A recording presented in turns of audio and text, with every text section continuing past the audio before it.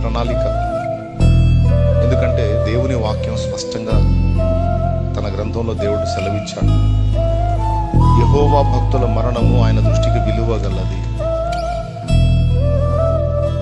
దేవుడు అన్యాయస్తుడైతే కాదు, సర్వశక్తుడు అన్యాయం చేయడు.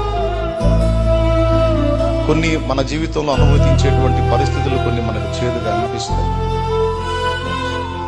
కానీ వాటి వెనక అసలు ఉద్దేశం ఏంటి, ప్రణాళిక ఏంటి, అసలు ఎందుకు ఇలాంటి పరిస్థితులు అనుమతిస్తాడు అనేది మనకు అర్థం కాకపోవచ్చు.